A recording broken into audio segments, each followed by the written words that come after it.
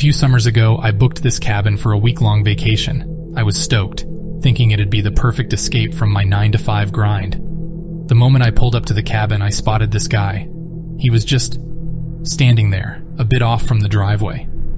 He had this intense stare like he was trying to figure me out or something. I gave a little wave, trying to be friendly, but he didn't react, just kept staring. I shrugged it off, thinking maybe he's a neighbor or something. But as the days went on, things got weirder. Every time I'd step outside, whether it was to grab some firewood or just chill on the porch, he was there. Always at a distance, but always watching. It was like he had some sort of radar for when I'd be outside. One day I decided to take a hike around the area. Halfway through, I felt like I was being watched. I turned around, and guess who? Yep, the same dude, trailing behind me. Not close enough to be obvious, but not far enough to be coincidental. I picked up my pace, trying to shake him off, but he kept up. By the fourth day, I was genuinely freaked out.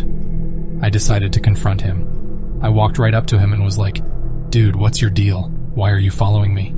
He just smirked and said, "You shouldn't be here." I was taken aback. "What do you mean?" I asked. He leaned in, his breath cold on my face, and whispered, "This is my place." I was done. I packed my stuff and was ready to leave the next morning. But that night, as I was trying to sleep, I heard a noise outside. I peeked through the blinds, and there he was, standing right outside my window, holding something shiny in his hand. I freaked out, locked all the doors, and called the cops. It felt like forever before they arrived. When they did, they searched the area, but couldn't find him. They told me he was probably just some local trying to scare off tourists. They offered to patrol the area for the night, and I gratefully accepted. The next morning, as I was packing up my car, one of the officers approached me. He handed me a small notebook. "Found this near the woods," he said. I opened it and my heart dropped. It was filled with pictures of me. Pictures from my hike, pictures of me in the cabin, even pictures from before my trip. The last page had a note. "You're lucky this time." I left that cabin and never looked back. To this day, I still wonder who that man was and what he wanted. But one thing's for sure, I'm never going on a solo trip again.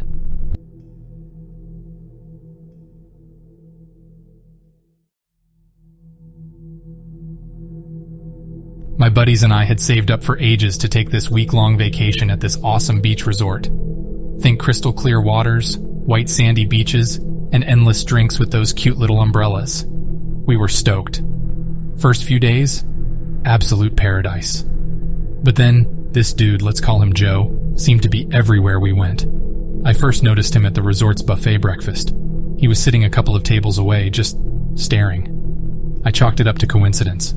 But then, when we hit the beach, Joe was there, laying out his towel uncomfortably close to ours. We tried to be friendly. You know, the usual chit-chat like, "Hey, great weather, huh?" But he was kinda off. His replies were weird, stuff like, "I love watching people on the beach. It's like they're so vulnerable." Every activity we signed up for, Joe was right there with us. Snorkeling, Joe's murky silhouette was floating nearby. Beach volleyball, Joe was suddenly on our team, often missing serves and giggling about it. Evening luau, Joe was swaying right next to us with this creepy grin. One evening, while we sat around a fire pit, Joe began talking about his past vacations. And let me tell you, his stories were disturbing. He spoke about a trip where another group had disrespected him, and he'd made sure they regretted it. Then he'd laugh it off like it was some dark joke. But his eyes? They didn't laugh. I wanted to believe he was just socially awkward, trying too hard to fit in. But then things took a real dark turn. One evening, after a few drinks, he leaned in and whispered to me, "You know, it's easy to make someone disappear on a vacation. No one would ever suspect a fellow vacationer." I froze. Was he threatening me? The next day, I found a note slipped under my door.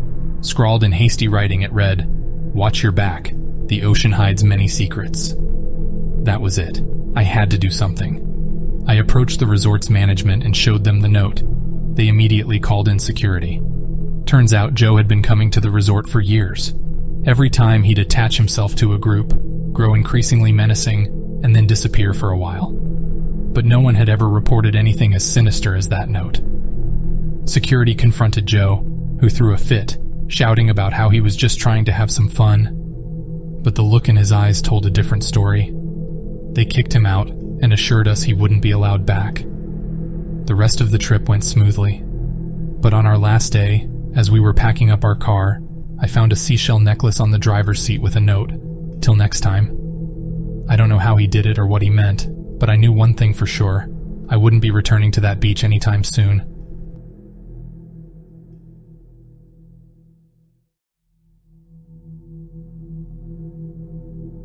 So, I'm chilling by the pool, right? It's my first day and everything's all palm trees, pina coladas, and sunshine. Out of nowhere, this guy, maybe mid-40s with a friendly smile, approaches me. Says his name's Rick. He's wearing one of those Hawaiian shirts, so I figure he's a tourist just like me. He offers to show me around the resort, pointing out all the cool spots that aren't crowded. I'm like, sure, why not? I'm there alone and wouldn't mind some company. Plus, having someone familiar with the place seemed like a good idea.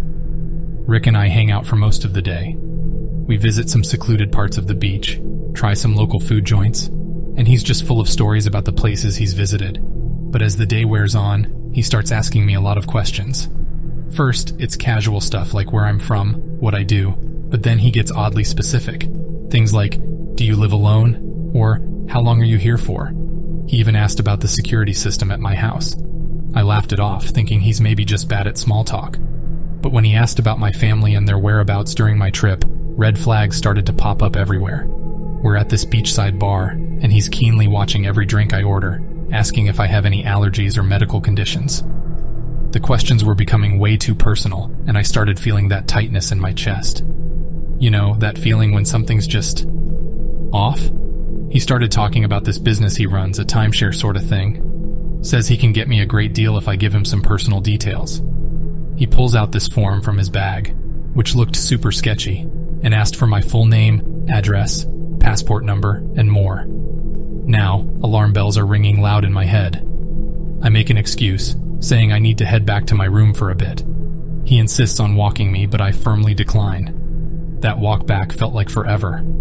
I kept looking over my shoulder, half expecting him to pop out from some corner. Once I reached my room, I bolted the door and called the resort's reception. I described Rick and told them about our interactions. They seemed concerned and told me they'd look into it. Next morning, I get a call from the resort security. Turns out, Rick wasn't a guest at the resort. He was known to them, though. He'd been caught trying to scam guests in the past, using personal details to commit fraud. The resort assured me they'd increase security and keep an eye out for him, and that I should report any more odd encounters. For the rest of the trip, I was a bit on edge but didn't have any more run-ins with Rick.